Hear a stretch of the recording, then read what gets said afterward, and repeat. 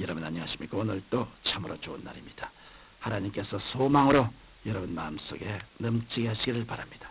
저는 오늘 고린도전서 13장 12절로 13절의 말씀을 가지고 항상 있을 것이란 제목으로 은혜를 나누고자 합니다. 인간은 물질적인 것과 영적인 것, 볼 수 있는 것과 볼 수 없는 것, 즉 육체와 영혼으로 구성되어 있습니다. 세월이 흘러가면 물질적인 육체는 썩어지고 더러워지며 쇠하여져 전국적으로 무너져버리고 맙니다. 육체를 옷 입고 살던 진실한 자아인 속사람은 육체가 무너지면 영원한 처소로 찾아가야 합니다. 그곳이 주님이 계시는 영광스러운 처소이든 주님이 계시지 않는 버림받은 흑암의 처소이든 간에 찾아가야 합니다. 단지 우리는 행인과 나그네 같이 잠시 세상에 살고 있을 뿐입니다. 그런데 우리의 속사람 속에는 영원히 존재하는 성품이 있습니다. 그것은 본문 말씀 가운데 있는 믿음과 소망과 사랑입니다. 이 성품이 잘 개발되면 될수록 하나님과 더 가까이 동행하게 되고 또 천국에 올라가서 더 큰 영광을 누리게 되는 것입니다. 그래서 오늘 믿음과 소망과 사랑의 본질에 관하여 말씀드림으로 은혜를 나누고자 합니다. 첫째로 우리 가운데 영혼이 있는 성품은 믿음입니다. 믿음이란 믿는 마음, 즉 의심할 여지가 없는 확신을 가지고 인생을 살아가는 것을 말합니다. 인간 삶의 출발은 믿음으로 시작합니다. 하나님께서도 의인은 믿음으로 말미암아 살리라고 말씀하신 것과 같이 인생의 출발부터 하나님을 믿고 살도록 만들어 놓으셨습니다. 우리의 조상 아담과 하와는 하나님께서 천지와 만물을 다 창조하시고 안식하는 날부터 인생을 출발하게 되었습니다. 그러므로 그들은 오직 믿음과 순종으로 살아가기만 하면 되었습니다. 그러므로 하나님께서 인생에게 주신 첫 사명은 하나님을 섬기고 하나님을 믿고 하나님께 순종하는 것이지 인본주의적으로 사는 것이 아닙니다. 그런데 아담과 하와가 믿음과 순종으로 살아가려 하지 않았습니다. 그들은 그들의 지혜와 총명으로 그들의 세계를 만들어 나가려고 했습니다.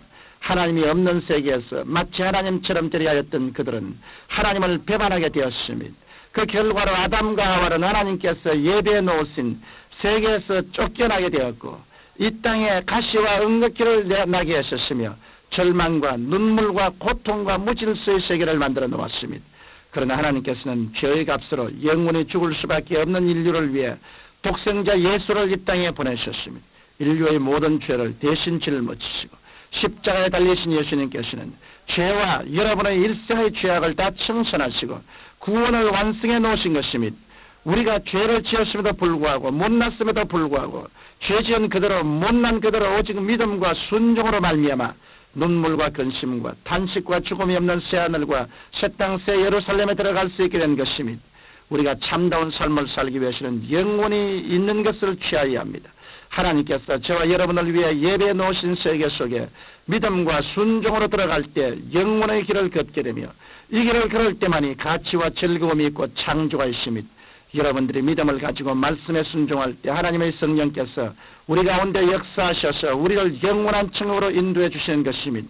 그러므로 여러분은 하늘이 무너지고 이 땅이 꺼질지라도 변하지 않고 확고한 믿음을 소유하게 되시기를 바랍니다. 둘째로 우리 안에 영혼이 있는 성품은 소망입니다. 하나님께서는 우리에게 영원한 소망을 주시기를 원하십니다.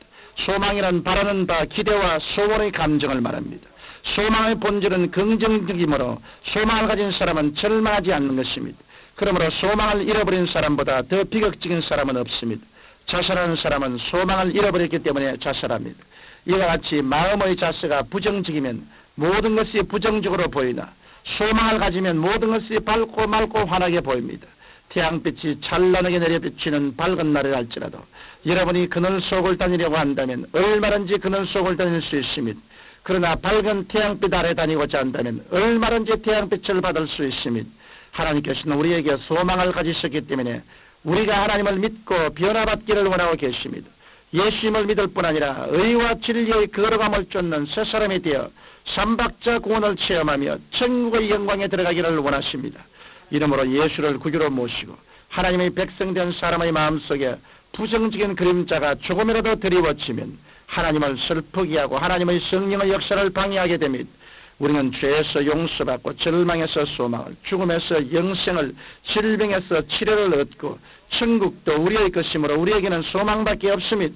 우리는 마음속에 있는 소망을 개발하기 위하여 우리에 대한 하나님의 끝없는 기대를 잊지 말아야 합니다. 그리고 하나님의 은혜와 성령의 도움을 받아 내일은 오늘보다 다음 달은 근본달보다 나아질 것을 기대하고 소망에 찬 생각을 하고 소망에 찬 말을 하며 소망에 찬 삶을 살아가야 되겠습니다. 셋째로 우리 안에는 영원히 있는 성품은 사랑입니다. 사랑은 인간의 삶과 모든 피조물의 존재 바탕입니다. 하나님께서는 사랑이시기 때문에 하나님께서 만드신 모든 것은 사랑의 결과입니다.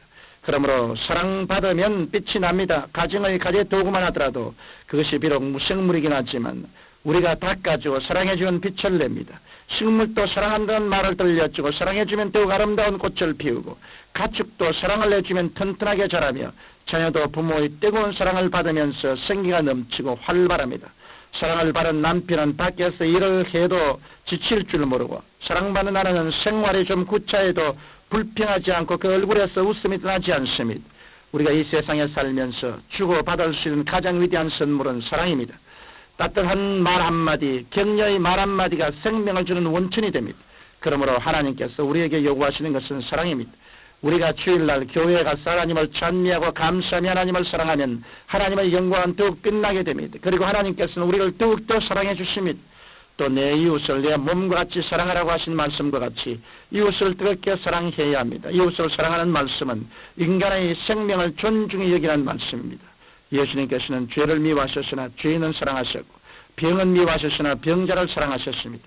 주님은 사람을 사랑하시기 위해 이 땅에 오셨습니다. 그러므로 우리는 우리의 생명뿐 아니라 우리의 이웃 생명을 귀하게 여겨야 합니다.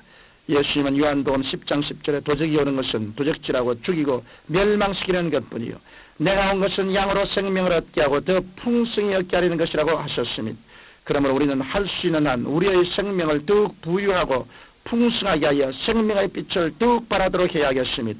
뿐만 아니라 우리의 생명을 통하여 우리의 이웃과 우리 국가의 민족과 세계를 위해 자신의 역량을 다하여 봉사할 때 참사랑을 하게 되는 것입니다.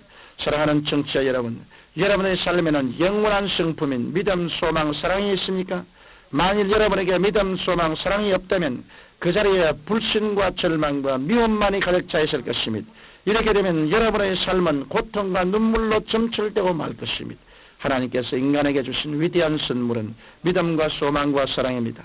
만약 우리가 오늘날처럼 불신과 불안과 절망과 미움이 가득한 시대에 예수 그리스도를 통하여 믿음과 소망과 사랑을 더욱 개발하고 풍성하게 한다면 우리의 삶에는 참된 행복과 평안이 넘치게 될 것입니다.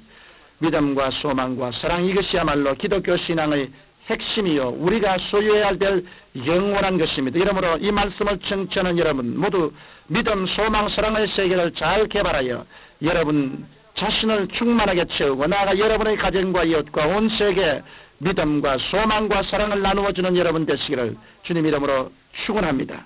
아버지 하나님, 항상 우리 각자의 마음속에 성령님으로 믿음, 소망, 사랑으로 넘치게 되게 하여 주옵소서. 예수님 이름으로 기도합니다. 아멘.